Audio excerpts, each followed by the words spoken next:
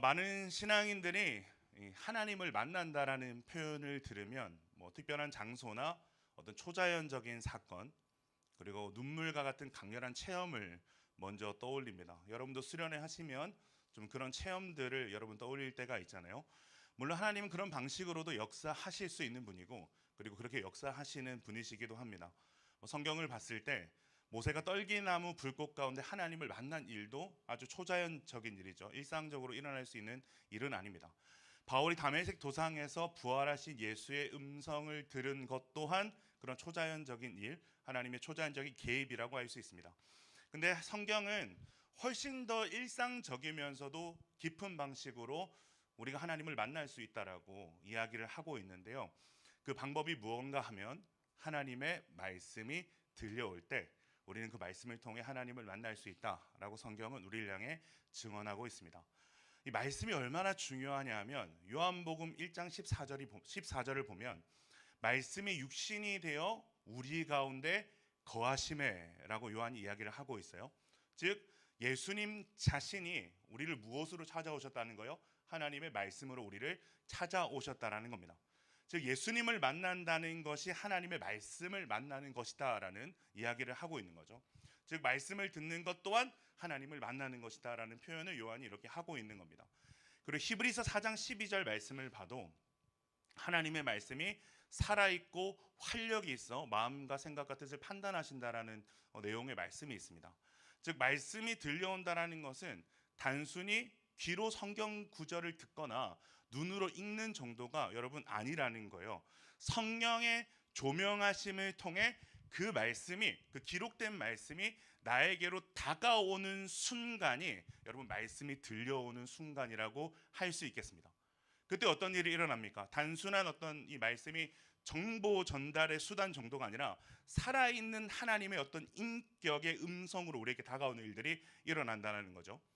그 말씀이 들릴 때 내 상황, 그리고 내 마음, 내 죄, 내 부르심을 겨냥해서 말씀하시는 하나님의 의도가 느껴지는 겁니다. 말씀이 들려올 때. 그래서 C.S. 루이스가 시편 4색에서 이렇게 말을 합니다. 성경은 하나님이 사람들에게 주신 말일 뿐만 아니라 지금 나에게 말씀하시는 하나님의 음성이다. 제가 다시 한번 읽어드릴게요. 성경은 하나님이 사람들에게 주신 말일 뿐만이 아니라 지금 나에게 말씀하시는 하나님의 음성이다. 모든 사람으로 말미암아 구원에 이르게 하는 어떤 보편적인 하나님의 말씀일 뿐만이 아니라 그 성경을 읽는 독자, 나에게 지금 말씀하시는 하나님의 음성이다라고 지금 이야기를 하고 있는 겁니다. 성경을 봐도요, 하나님을 눈으로 직접 본 자들보다 하나님의 말씀을 들은 사람들의 이야기가 훨씬 더 많이 등장을 합니다. 왜냐? 말씀이 하나님이 우리 자신을 우리에게 계시해 주시는 아주 중요한 수단이기 때문에 그렇습니다. 하나님은 보이시지 않지만 말씀을 통해서 자신을 현현하시고 우리에게 나타내시는 분이라는 거죠. 인생을 뒤흔드는 변화는 엄청난 기적을 체험한 데서 있는 게 아니라 단순하고 짧은 하나님의 그 한 말씀으로부터 시작한다는 것을 성경은 우리에게 너무나도 분명하게 이야기해 주고 있습니다. 여러분, 한 말씀이 우리의 인생을 변화시키는 충분한 능력이 되는 줄로 믿습니다. 네. 오늘 그 말씀이 여러분에게 들려오는 시간 되기를 바랍니다. 오늘 말씀은 이스라엘과 이 암몬과의 전쟁을 배경으로 하고 있습니다. 팔레스타인에서 전쟁은 주로 봄에 치러졌는데, 왜냐하면 겨울 동안은 계속 그 땅에 비가 내리기 때문에 그래요. 거기다가 봄은 남자들이 들에 나가서 곡식을 수확할 때가 아니기 때문에 젊고 건강한 군인들이 많이 동원돼서 전쟁에 나갈 수 있는 아주 적기라고 할 수 있습니다. 이스라엘에게도 이 전쟁의 시기가 찾아왔고, 무엇보다 이스라엘에게는 반드시 마무리해야 될 전쟁이 하나 있었어요. 누구와의 전쟁이었냐면 암몬과의 전쟁입니다. 그래서 지금 모든 이스라엘의 남성들이 다 전쟁터로 나가 있는 상태입니다. 한 사람만 빼고. 누가 안 나갔을까요? 네, 다윗 한 사람만 빼고 모든 이스라엘의 남성들이 다 전쟁터로 나가 있는 상태입니다. 오늘 제가 12장을 봤는데 그 바로 앞장의 11장을 보면 이 보내다라는 단어가 정말 많이 등장하는 걸 볼 수가 있어요. 히브리어로 샬라흐라는 단어인데 1절에 보면 다윗이 군대를 보내니라고 되어 있고요.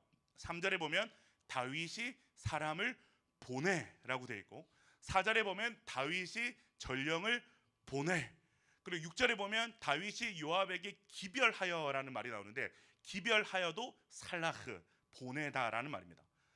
그 뒤에 요압이 우리아를 다윗에게로 보내니 12절에 내가 너를 보내리라, 13절에도 계속 이 살라흐라는 말이 계속해서 반복이 됩니다. 여기 살라흐라는 이 보내다는 말이 계속해서 반복이 되는 이유가 뭐냐면, 다윗이 지금 얼마나 큰 힘을 가졌는지를 성경의 저자가 드러내주고 있는 겁니다. 내가 가지 않아도 되는 겁니다. 보내면 되는 겁니다. 말 한마디면 다 사람이 보내지는 겁니다. 그와 동시에 다윗이 이 힘을 얼마나 비인격적으로 사용하고 있는가 또한 성경이 고발하는데, 이 샬라흐라는 단어를 계속해서 반복해서 쓰고 있습니다.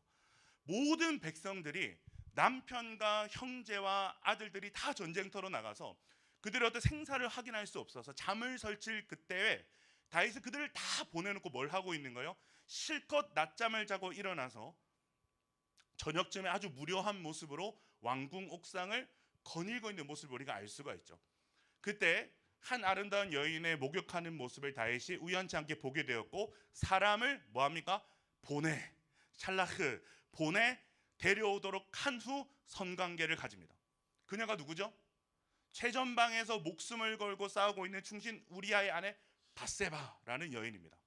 한 번의 성관계가 아니었을 것으로 보여집니다.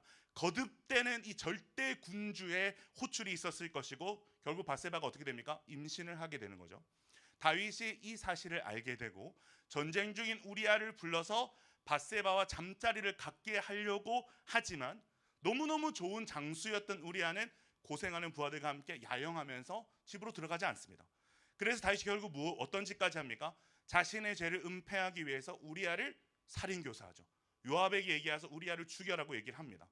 너무너무 악랄한 어떤 인간의 모습을 보여주고 있습니다. 근데 이 악랄한 인간의 이름이 뭡니까 여러분?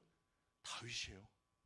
하나님 마음에 합한 자, 성경에서 유일하게 하나님을 사랑한다라고 고백했던, 구약에서 유일하게 하나님을 사랑한다라고 고백했던 다윗입니다. 그 수많은 아름다운 시편을 지어서 하나님을 찬양했던 다윗이 이렇게까지 악랄해진 모습을 성경은 우리에게 고스란히 드러내주고 있다라는 사실을 우리 주목해 볼 수 있어야 됩니다. 성경이 우리에게 말하고자 하는 게 뭘까요? 따라합니다. 다윗도 이럴 수 있다. 네. 아무리 대단한 어떤 신앙을 소유했던 다윗이라고 할지라도, 그의 전 인생이 아무리 많은 하나님의 역사를 경험하고 아무리 아름다운 노래를 불러서 하나님께 영광을 올려드렸던 다윗이라고 할지라도, 다윗도 이렇게까지 무너질 수 있고 이렇게까지 악해질 수 있다라는 걸 성경이 우리에게 보여주는 겁니다. 즉 다윗이 대단한 사람이라서가 아니라 하나님의 은혜가 다윗을 붙들어 줄 때 다윗은 그런 사람으로 살 수 있다라는 걸 우리에게 보여주고 있는 거죠. 자, 그렇다면 다윗이 왜 이렇게까지 되었을까요? 이 참으로 아름다운 인생을 살았고 신앙의 모습을 보여줬던 다윗이 어떻게 하다가 이런 악랄한 모습으로까지 전락하게 됐는가? 여러분, 이유는 딱 하나입니다. 하나님과 멀어졌기 때문에 그렇습니다. 하나님과 멀어졌기 때문에 그렇습니다. 지금 다윗의 이 모습은요, 하나님과 멀어진 인간이 힘을 가지게 되면 어디까지 악해질 수 있는가를 우리에게 적나라하게 드러내주고 있는 겁니다. 그 악함이 뭘로 나타나느냐? 인격을 짓밟는 일로 나타납니다. 인격을 짓밟는 일로 나타납니다. 사랑하는 여러분, 하나님 사랑과 이웃 사랑은요 한 계명입니다. 어떤 계명이 우선시되지 않습니다. 한 계명입니다. 하나님을 사랑할 때 우리는 하나님의 형상인 인간, 이웃이라고 말하죠. 이웃을 존귀하게 여기고 사랑할 수 있다라고 성경은 말하고 있는 겁니다. 반대로 하나님과 멀어져서 하나님에 대한 경외와 사랑을 잃어버릴 때 우리는 충분히 인격을, 한 인간을, 한 생명을 우리의 욕망을 위한 도구화로 삼을 수 있다, 도구화를 할 수 있다라는 것을 성경이 이야기해주고 있는 거죠. 안타깝게도 다윗이 하나님과 멀어졌어요. 매 순간 하나님을 찾고 고백하고 하나님 앞에 엎드릴 수밖에 없는 광야의 기나긴 시간이 지나고 절대 권력을 가지기 시작하면서 하나님을 찾을 이유를 그가 점점 더 잃어갔습니다. 그 결과가 어떻게 됐습니까? 다른 고대 근동의 왕들처럼 다윗이 지금 뭐와 같이 행동하는 거예요? 신과 같이 지금 행동하고 있는 모습을 보여주는 겁니다. 자신이 움직이지 않습니다. 다 보내면 되는 겁니다. 말 한마디만 하면 다 되는 거예요. 사람이 죽고 사는 일까지 말 한마디면 다 되는 거예요. 백성들의 생사 여탈권을 쥐락펴락하는 모습을 지금 다윗이 보여주고 있습니다. 자, 근데 지금 다윗의 이 어마어마한 힘은요, 그 누구도 다윗을 비판할 수 없게 만드는 여러분 힘입니다.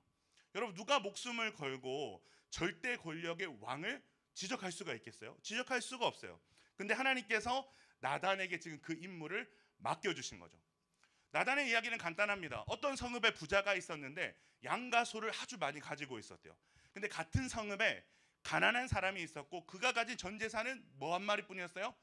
어린 새끼 암양, 어린 암양 한 마리뿐이었다라고 얘기를 합니다. 히브리어로 이 어린 암양을 킵사라는 단어를 사용하는데 이 킵사는 단순한 가축이 아니라 집안에서 가족처럼 기르는 귀한 양을 뜻합니다. 가족과 같은 거예요. 가족과 같은. 3절에 보면 나단이 이런 말을 하죠. 3절 말씀 같이 한번 읽어볼까요? 3절입니다. 시작. 가난한 사람은 아무것도 없고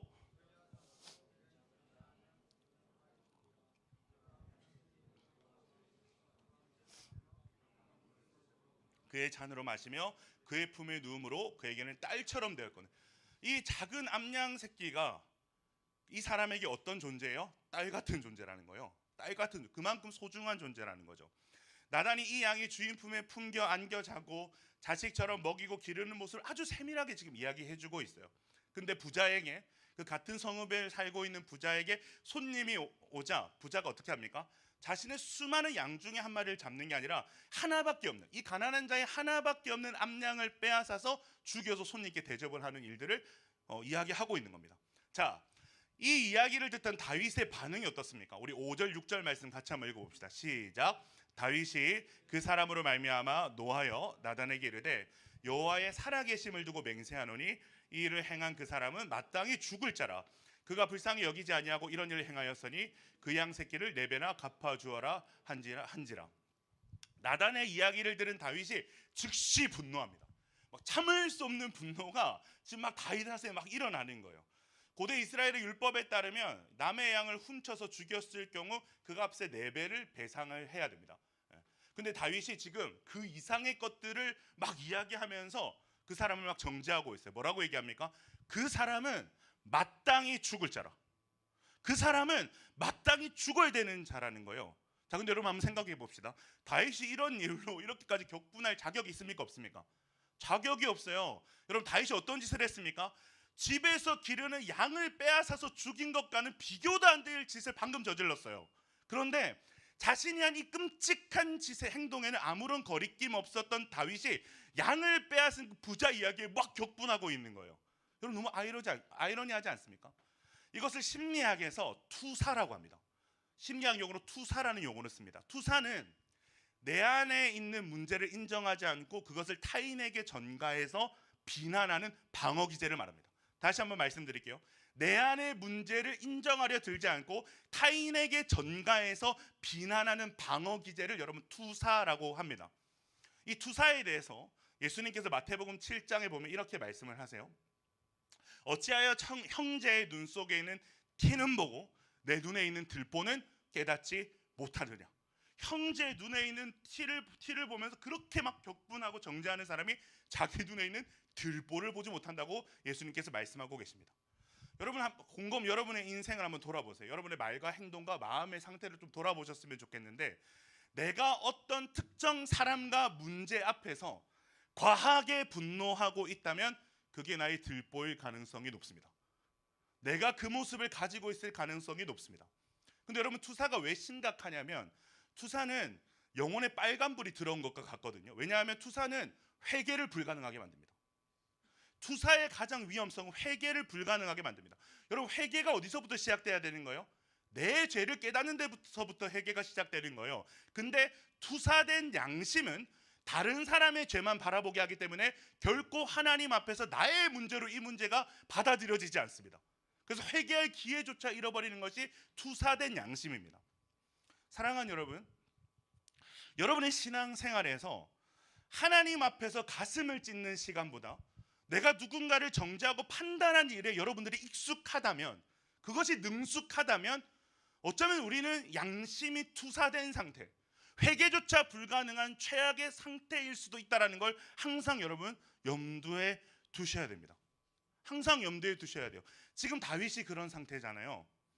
그렇다면 이 상태에서 벗어날 수 있는 방법이 뭘까? 안타깝게도 스스로는 아무리 노력해도 벗어날 수가 없습니다. 양심이 마비된 거예요. 양심이 투사됐기 때문에 스스로 아무리 노력해도 벗어날 수 없어요. 여기서 벗어날 수 있는 방법은 하나밖에 없어요.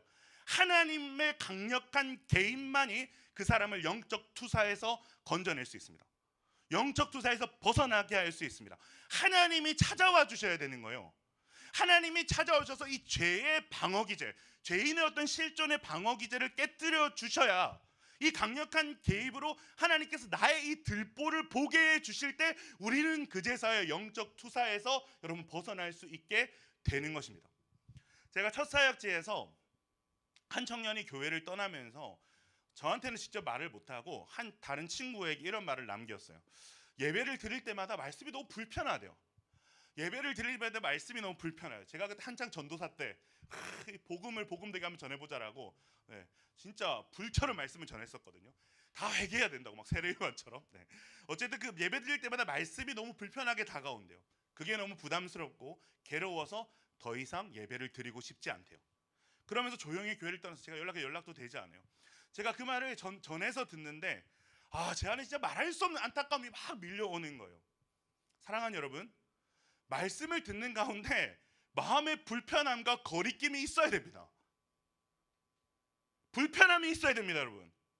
말씀을 듣는데 송곳으로 마음을 막 후벼 파는 듯한 고통이 있어야 됩니다.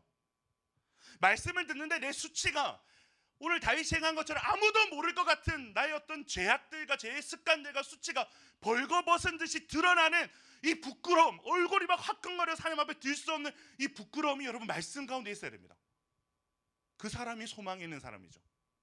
그 사람이 결국 살 사람이죠. 그렇지 않습니까? 왜냐하면 하나님이 그 사람의 영혼에 개입하고 계신다는 강력한 증거가 말씀이 불편한 겁니다. 말씀이 찔림이 되는 겁니다. 말씀 앞에 나의 어떤 수치가 드러나는 겁니다, 여러분. 다행히 오늘 다윗에게도 하나님의 강력한 개입이 들어갑니다. 우리 7절 말씀 초반을 보면 제가 읽어드릴게요. 나단이 다윗에게 이르되 당신이 그 사람이라. 나단이 다윗에게 이르되 당신이 그 사람이라. 막 나단이 막 지어냈던 그 이야기에 다윗이 막 분노하면서 그 부자는 반드시 죽을 것이라고 막 분노하면서 얘기를 내뱉자마자 나단이 다윗을 향해서 직격탄을 날리는 거예요. 당신이 그 사람입니다. 당신이 바로 그자입니다. 히브리 원문으로 7절을 보면 이 당신이라는 단어가 7절 맨 앞에, 이 문장의 맨 앞에 놓여져 있습니다. 이것은 저자가 의도적으로 이 당신이라는 단어에 엄청난 힘을 주고 있다는 걸 우리에게 보여주는 거예요. 아마 나단은 다윗의 눈을 정면으로 응신하면서 손으로 다윗을 가리키면서 호통을 쳤을 거라고 저는 생각을 합니다. 당신이 그 사람이다. 당신이 그 사람이다. 이 말을 듣는 순간 여러분 다윗이 얼마나 큰 충격을 받았을 거예요. 전혀 나의 얘기라고는 생각지 못했어요. 그냥 어떤 다른 사람의 어떤 나쁜 부자의 이야기인 줄 알았어요. 그래서 다윗이 그 사람 반드시 죽여야 됩니다라고 얘기하고 있는데 나단이 다윗의 눈을 응시하면서 호통치면서 얘기하는 거예요. 당신이 바로 그 사람입니다. 다윗이 얼마나 무한하고 큰 충격을 받았을까요? 근데 그렇게 다윗의 투사, 이 죄의 방어기제에 금이 가기 시작하면서 다윗에게 자신의 들보가 보이기 시작하는 겁니다.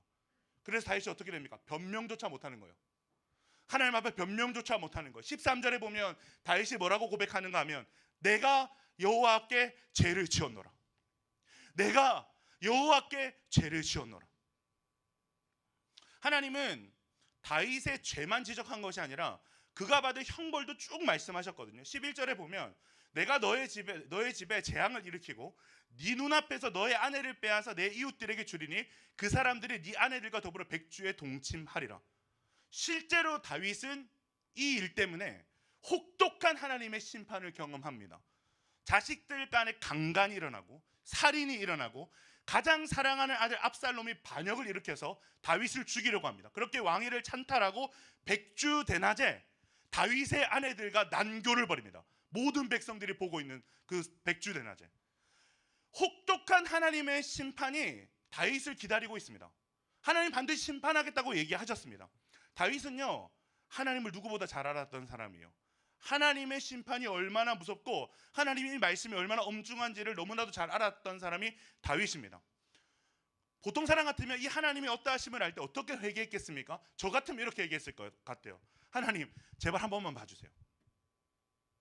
하나님 제발 이 심판을 거두지. 제가 앞으로 잘할게요. 앞으로 제가 잘 살게요. 다시는 이런 잘못 알게 하나님 한 번만 봐주세요. 저에게 이런 심판을 내리지 않게 좀 하나님 이 많은 심판 중에 그럼 하나만 제가 받게끔 좀 도와주세요. 하나님 앞에 싹싹 빌면서 벌 안 받도록 저는 빌었을 것 같아요. 근데 다윗의 회개는 달라요. 여러분 다윗의 회개는 다릅니다. 다윗의 회개가 뭡니까? 내가 여호와 당신께 범죄하였습니다. 다윗의 회개는 하나님께 벌 받을 것이 무서워서 하는 회개가 아니었어요. 그냥 하나님 앞에서 내가 저지른 죄 자체에 대한 절규를 다윗이 하고 있습니다. 내가 어떻게 하나님 앞에서 이런 죄를 지을 수가 있는가? 내가 어쩌다가 이렇게 참담한 사람이 되었는가에 대해서 다윗이 절규하고 있는 거죠. 여기서는 다윗의 회개가 자세하게 기록되어 있지 않지만 시편 51편에 보면 다윗의 회개가 아주 자세하게 나타나 있어요. 우리 4절부터 12절까지 같이 한번 읽어볼까요? 4절부터 12절 우리 같이 한번 읽읍시다. 시작. 내가 주께만 범죄하여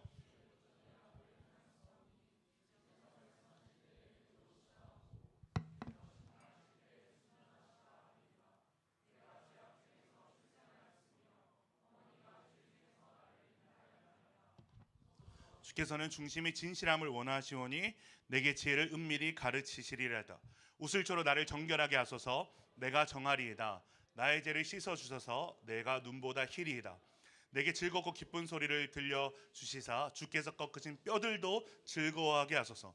주의 얼굴을 내 죄에서 돌이키시고 내 모든 죄악을 지워주소서. 하나님이여 내 속에 정한 마음을 창조하시고 내 안에 정직한 영을 새롭게 하소서. 나를 주 앞에서 쫓아내지 마시며 주의 성령을 내게서 거두지 마소서. 주의 구원의 즐거움을 내게 회복시켜 주시고 자원하는 심령을 주사 나를 붙드소서. 내가 주님께 범죄하였습니다. 주님의 모든 그 심판과 판결은 옳으시며 정당합니다. 하나님 제가 그 모든 것을 기꺼이 받겠습니다. 주님 저는 죄인이네요. 주님 제 죄를 좀 씻어 주십시오. 내 속에 깨끗한 마음을 다시 창조하여 주십시오. 정직한 영으로 새롭게 하여 주십시오. 주님 앞에서 나를 쫓아내지 마시고 주의 성령을 내게서 거두지 마십시오. 구원의 기쁨을 다시 회복하여 주시고 다시 자원하는 심령으로 당신을 사랑하고 바라보게 하여 주십시오. 그 어디에도 심판을 피하게 해달라는 다윗의 간청은 없어요. 어떤 심판이든 정당하고 합당하오니 달게 받겠습니다라는 고백을 하고 있어요. 그러나 다윗이 간절히 요청하는 한 가지가 있죠. 그것이 무엇입니까? 주님 앞에서 나를 멀리하지 마십시오. 성령님 나를 좀 떠나지 마십시오. 제가 잃어버린 이 구원의 기쁨을 회복시켜 주십시오. 제가 다시 당신을 경외하고 사랑하게 하여 주십시오. 사랑하는 여러분, 저는 이 다윗의 회개 기도에서 다윗 신앙의 위대함을 봅니다. 여러분 다윗에게 가장 중요한 게 뭐라는 거예요? 삶이 이렇게까지 다 무너지고 양심이 하인맞은 다윗에게 하나님이 다시 찾아오셔서 깨닫게 하실 때 다윗의 삶에 가장 중요한 것이 드러나는데 그것이 무엇입니까? 하나님 당신입니다. 하나님 당신입니다. 어거스틴이라는 분이 펠릭스 쿨파라는 유명한 라틴어를 남겼습니다. 펠릭스 쿨파입니다. 라틴어로 오 경사스러운 죄요. 오 경사스러운 죄요. 이거는 죄 자체를 경사라고 말하는 게 아닙니다. 죄 자체를 칭찬하는 것이 아니에요. 오히려 죄를 인식하고 고백할 때 비로소 하나님의 구원을 경험할 수 있다라는 이 죄 고백의 역설을 담고 있는 것이 펠리스 쿨파라는 라틴어입니다. 여러분 다윗의 참회의 시인 시편 51편에서 다윗이 4가지 단어로 죄를 묘사하거든요. 근데 이 51편에 등장하는 하나님의 용서와 회복을 묘사하는 단어가 여러분 몇 개인지 아세요? 19개입니다. 죄를 표현하고 고백하는 단어는 4가지인데 하나님의 용서와 회복을 묘사하는 단어는 무려 19개나 됩니다. 여러분 이게 뭘 보여줄까요? 우리가 어떤 죄를 지었어도 하나님의 회복, 하나님의 인자와 자비는 무한하시다라는 것을 보여주는 겁니다. 이것이 진정한 우리가 회개할 수 있는 힘이라는 것을 보여주는 겁니다. 많은 성도들이 회개에 대해서 제 몫을 낱낱이 다 아뢰는 것이 회개라고 생각합니다. 이렇게 일일이 다 끄집어내서 회개해야 하나님과의 관계 회복이 되는 줄로 착각하는 거죠. 근데 여러분 회개는 일일이 다 아뢰서 하나부터 열까지 내 모든 지은 죄들 다 아뢰서 회개가 되는 게 아니에요. 진정한 회개는 나는 여전히 못나고 연약해서 또 죄를 짓고 실패하지만 하나님의 무한하심과 인자와 성실하심이 나를 붙잡아 일으킨다라는 것을 알 때 우리가 고백하고 할 수 있는 것이 회개입니다. 그때 진정한 회개가 일어나는 거죠. 몇 번을 넘어져도, 어떤 추악한 상태 가운데 있어도 하나님이 나를 다시 일으켜 주신다. 하나님이 나를 다시 받아주신다. 나의 넘어짐보다 하나님의 인자와 자비와 사랑이 훨씬 더 크다라는 것을 고백할 때 우리가 참다운 회개를 할 수 있는 거예요. 우리가 아무리 못나고 실수해도 우리의 운명이 바뀌지 않는다는 것을 알 때 우리는 진정한 회개를 할 수 있게 되는 것입니다. 이것이 여러분 오늘 다윗이 보여주고 있는 회개죠. 다윗은 왕좌나 명예를 구하지 않습니다. 하나님, 내가 그래도 여러분 사울이 어떻게 합니까? 이 자리를 빼앗기지 않기 위해서, 이 왕좌에서 내려오지 않기 위해서 사무엘에게 얼마나 간청을 합니까? 제발 이 자리만큼은 뺏기지 않게 해주십시오. 그렇게 당신의 하나님께 좀 구해주십시오라고 사무엘에게 막 간청하잖아요. 근데 다윗은 왕좌나 명예를 구하지 않습니다. 하나님, 다 가져가셔도 됩니다. 51편 보면 제 뼈를 꺾으셔도 됩니다. 내리시는 모든 벌이 다 합당하오니 제가 다 받겠습니다. 제가 다 받겠습니다. 그러나 저를 떠나지만은 마십시오. 다시 주님과의 관계를 좀 회복시켜 주십시오. 다시 주님의 임재 안에 살게 해 주십시오. 하나님의 강력한 개입이 다윗에게 임하여질 때, 그렇게 다윗의 눈이 열릴 때 다윗에게 가장 중요한 것이 무엇인지를 다윗이 고백할 수 있게 되었습니다. 우리도 마찬가지입니다, 여러분. 하나님의 강력한 개입으로 우리의 눈이 열릴 때 우리는 그제서야 우리가 무엇을 잃어버렸는지, 무엇을 되찾아야 되는지를 알 수 있는 겁니다. 이 강력한 하나님의 개입의 도구가 여러분 뭡니까? 하나님의 말씀이었습니다. 하나님의 말씀이 나를 향해 들려오는 것. 다윗이 다윗에게 이르되 당신이 그 사람이라. 이 한 말씀, 당신이 그 사람이라. 이제껏 남의 이야기, 다른 일을 향한 말씀이라고 생각했던 하나님의 말씀이 나의 이야기로 들려올 때 여러분 우리에게 살 소망이 있다라는 걸 하나님이 지금 다윗의 이야기를 통해서 우리를 향해 말씀해 주고 계신 거죠. 유진 피터슨의 이 책을 먹으라는 책이 있어요. 이 책에 보면 성경을 읽는 것은 정보를 얻는 일이 아니다. 그것은 말씀이 우리 안으로 들어와 우리를 삼키고 우리를 새롭게 만드는 일이다. 다시 한번 읽어드릴게요. 성경을 읽는 것은 정보를 얻는 일이 아니다. 그것은 말씀이 우리 안으로 들어와 우리를 삼키고 우리를 새롭게 만드는 일이다. 말씀이 내 이야기로 들려지는 순간 말씀이 우리를 삼킨답니다, 여러분. 말씀이 우리를 삼킨답니다. 그것이 큐티이든 설교이든 어떤 예배이든 말씀이 우리를 향해 당신이 그 사람이다, 당신이 그 사람이다라고 이야기할 때, 그것이 받아들여질 때 그 말씀이 우리 안으로 들어와 우리를 삼키고 여러분 우리를 새롭게 만든다는 것을 여러분 기억하시기를 축원합니다. 다윗은 나단의 딱 이 한마디에 무너졌어요. 많은 말과 설득이 필요하지 않았습니다. 나단의 딱 이 한마디, 당신이 그 사람이라, 이 한마디에 다시 다 무너졌어요. 그런데 여러분 그 무너짐은 끝이 아니라 시작이었습니다. 절망이 아니라 그 무너짐이 소망이 되었습니다. 오늘도 성령은 말씀을 통해서 저와 여러분에게 속삭이고 계십니다. 당신이 그 사람입니다. 당신이 그 사람이라. 이 말씀은 너를 위한 것이야. 이 말씀은 너에게 주는 말씀이야 라고 성령이 우리에게 말씀하고 계십니다. 이 성령의 한 음성 앞에 우리가 다윗과 같이 엎드려져서 간절히 하나님을 구하는 역사가 저와 여러분에게 충만하게 나타날 수 있기를 주님의 이름으로 축원합니다.